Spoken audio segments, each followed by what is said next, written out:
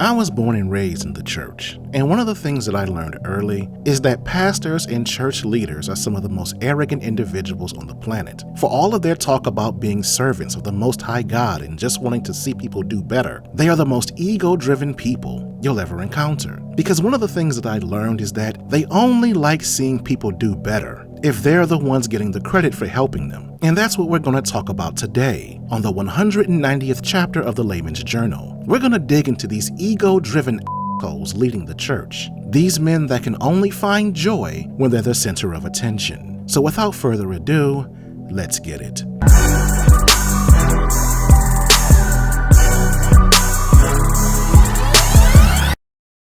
Coming up, I was a huge fan of Kirk Franklin. He's weird now, but back in the day, he was my guy. From like 1992 to 2003, there was nothing he could do wrong in my eyes. And what I appreciated most about Kirk Franklin is the way that he modernized gospel music. But not just in style, also in quality. You see, prior to his arrival, gospel music was all about mass choirs, singing old songs, with bad audio and second-rate musicians. And most of the singing really wasn't that good. It was a lot of yelling and over-the-top solos with fake emotionalism. In short, it was loud, unprofessional, and chaotic. But Kirk Franklin brought order. Instead of doing music with loud mass choirs, he relied on a select group of skilled singers and soloists. And his musicians were polished. His music was smooth, refined, and professional, and it resonated with a younger generation. Gospel music under his influence went from something that your grandmother listened to something that everyone else could enjoy.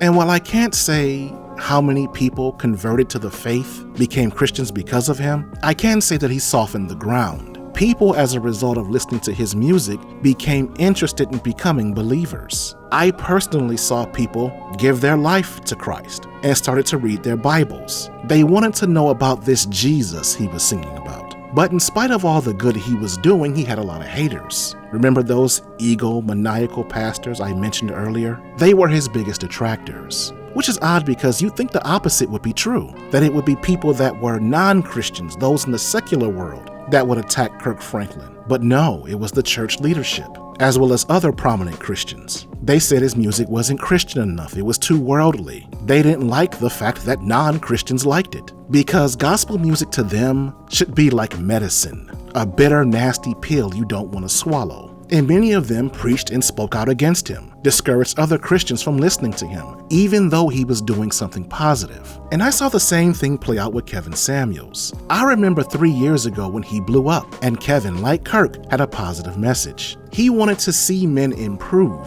so that they could have the best outcomes in life. He wanted women to understand that they needed men, and they shouldn't ignore the average guy, because it was the average guy that was willing to marry them. And his end goal was to see them come together and build strong families so that we could have strong communities. But his message was controversial because it was rooted in traditional values. It was based on men being ambitious and working hard and being leaders of their families as well as their communities. But he also believed that women should stay fit, feminine, and submissive and be in support of their men. He was also against divorce and people having children out of wedlock, which of course anger a lot of women in the Black community. So he received a lot of backlash from single mothers, overweight women, and women over age 35, as well as those with misandrous views, which didn't surprise me, because that demographic tends to oppose anything that would benefit the family. And when the news of his death broke, it didn't surprise me either that they were so celebratory, because in this modern age, holding women accountable is a cardinal sin.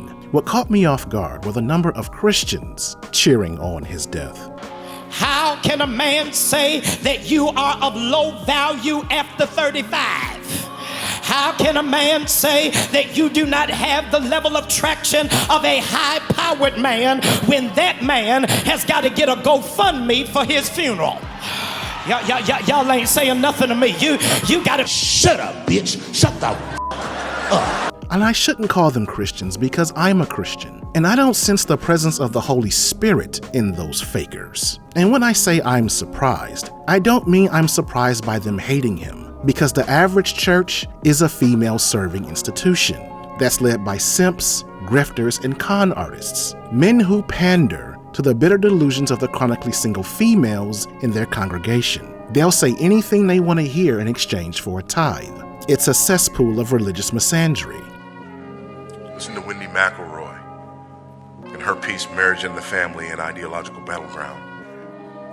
Although the gender feminist view of marriage borders on the absurd, for example, housework as surplus value, it is key to understanding the depth of hatred they aim at heterosexual sex and men. This, in turn, is key to understanding the emotions that fuel sexual correctness. To the sexually correct feminist, marriage oppresses women, and the family breeds patriarchy. There's that word again, patriarchy, male headship. Happily married women are considered pathological and traitorous. Well, that's just in radical feminist circles, right? No, that's in the church, y'all. No, it's not in the church. Yes, it is. Yes, it is. You can do an experiment, okay? Here's what I want you to do. If you don't have a teenage girl, borrow one. And then you have a luncheon. You have a luncheon with a bunch of church women, and you bring the teenage girl to the luncheon with the church women. And you get the teenage girl before she walks into the luncheon with the church ladies, and you say to her, listen, we're about to go into a room with a bunch of church ladies. You're going to be the only teenage girl in the room. They're going to ask you what you want to do and what you want to be. Here's what I want you to tell them. I want to be a wife and a mother. And you just keep telling them that. Don't say anything else. And you walk into the luncheon with the church ladies and watch them greet the young lady, be kind and warm and welcoming to her, and ask her what she's doing with her life, and ask her what she wants to be and where she wants to go. And you let her look him in the eye and say, I want to be a wife and a mother, and watch how they press her. Yeah, that's good, baby, but what else you want to do? What do you want to do for you? Yeah, that's good, but I mean, you know, do you have any career goals and ambitions and this? I just want to be a wife and a mother. And watch the fangs come out of the church ladies. I'm not talking about university professors.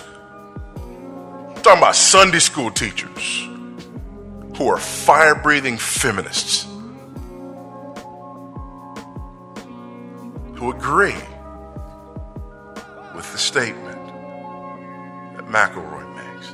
So the hate didn't catch me off guard. It was the cheering of his death that surprised me. Even though they pandered to women and encouraged misandry from the pulpit, I thought they were better than that. But then again, they aren't real believers, so I shouldn't have been. And again, that's odd because Kevin Samuels was a born-again believer, and he had the same message that the church had in regard to family, divorce, and community, the stuff that the Bible teaches. And the reason why they hated him goes back to what I said in the preamble about Kirk Franklin. The church, specifically the pandering males in leadership, are ego-driven. They want to be the center of attention. They don't like anyone outshining them, doing a better job than them, getting the credit that they desire by doing what they can't do. Because just like Kirk Franklin got the youth that they couldn't, Kevin Samuels got the attention of men that they couldn't reach. And I see the same behavior when it comes to Deion Sanders, specifically in regard to Jason Whitlock. Now, I didn't want to make a video on this topic because I have up and down feelings regarding Jason Whitlock. There are some things that he says that I like, and there are some things that he says that I don't like.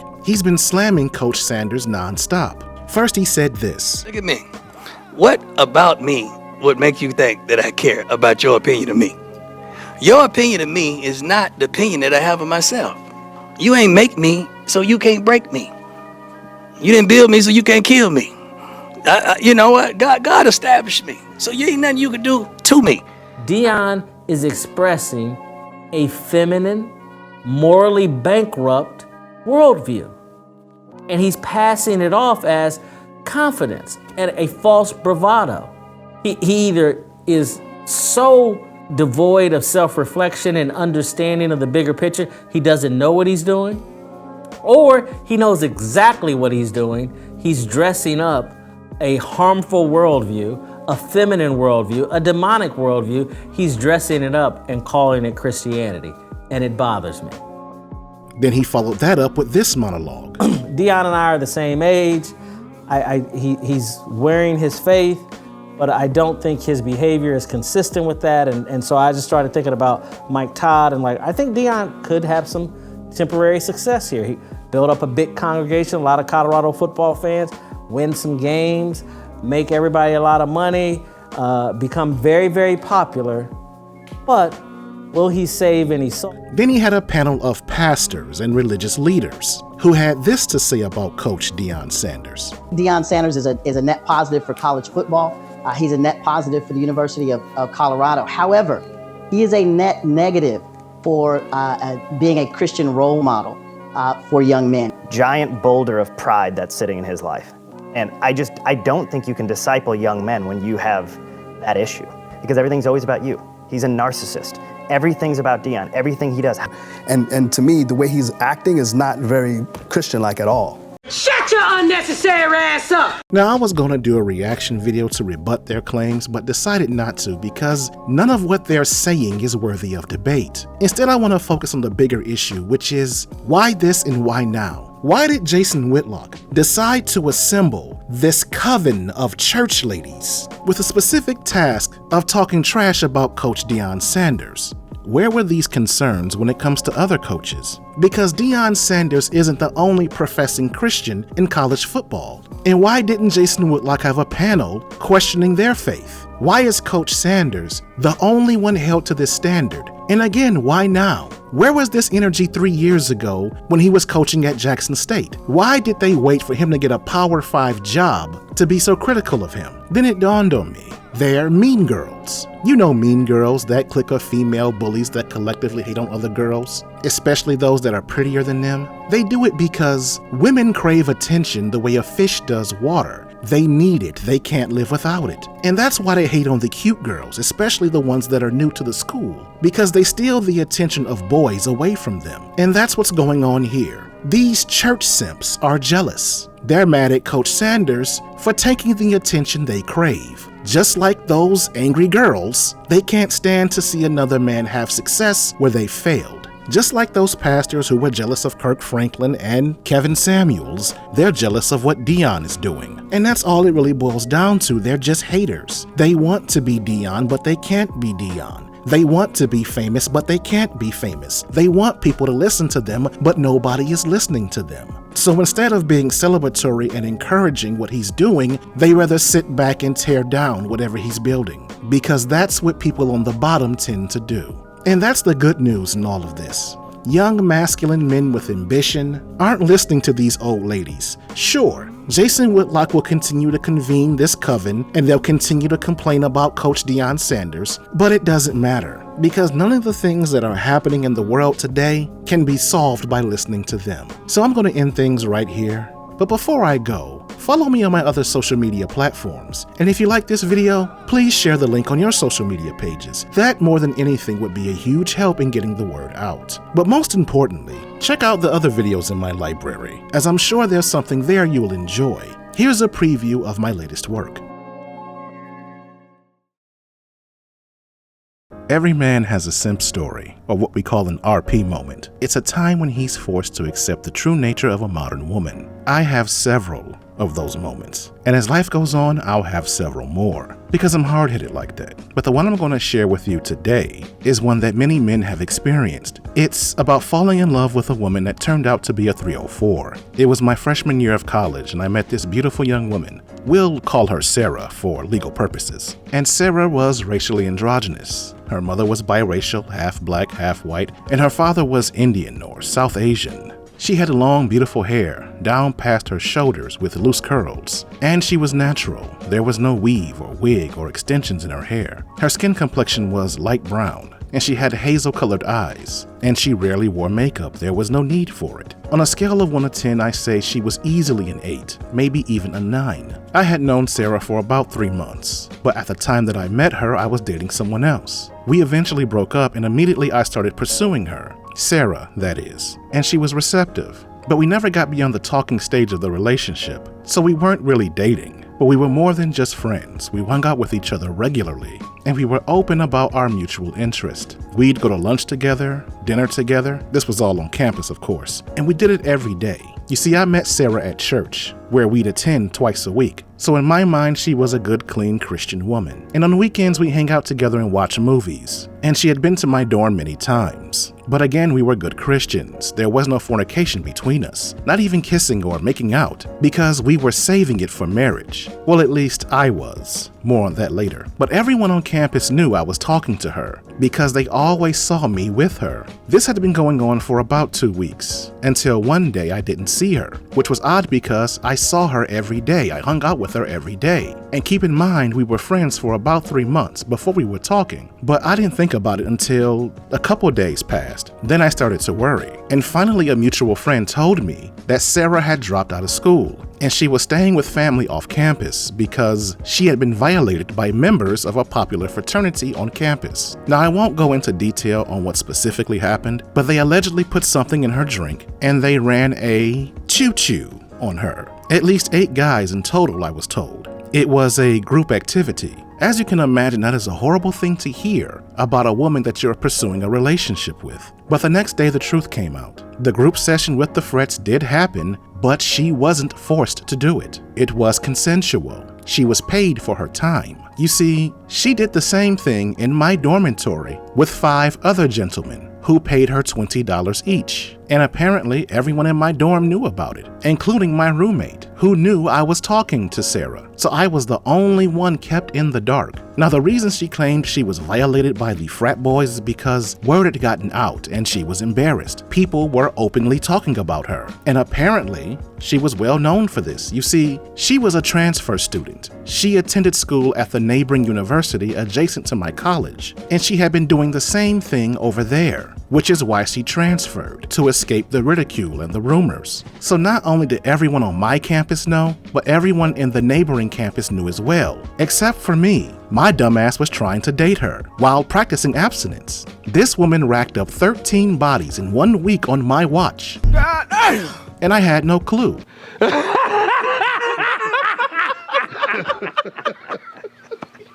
I thought she was a virgin. That's all I have to say about it. What do you have to say about it? Leave a comment in the comment section and let's have a conversation.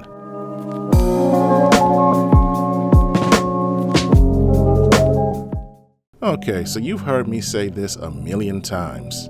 So if you like this video, please give it a like and leave a comment in the comments section and share the link on your social media platforms. And if you are new to my channel, please subscribe and turn on that notification bell. That way you'll get alerts every time I upload a new content. This is the Layman's Journal. Thanks for stopping by. I'm out. Hell! Shut up! Shut up! Shut up! And while I do appreciate you sharing, subbing, and leaving comments, I'm going to ask that you take another step further in keeping the channel going. I set up a membership plan for those of you who would like to offer further support in the development of this channel. It's not anything expensive or special. I'm just asking for 99 cents a month, which is enough for me to continue doing the work that I do here. Help me! Help me! Help me! In the future, there will be additional tiers with added benefits, but for right now, I just need your support so that I can cover basic costs. So please, sign up so I can continue bringing you awesome content. This is the Layman's Journal. I'm out.